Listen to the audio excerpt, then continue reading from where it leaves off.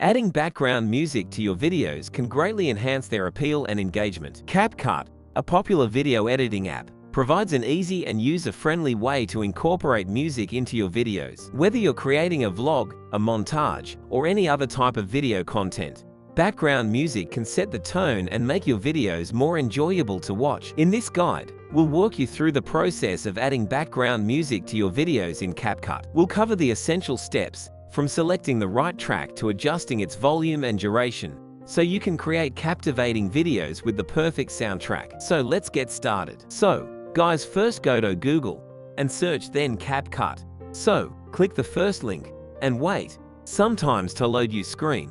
You see your options at create a new video, so click them and wait. You just import your video. Like my videos was already import, so I am click to add the timeline.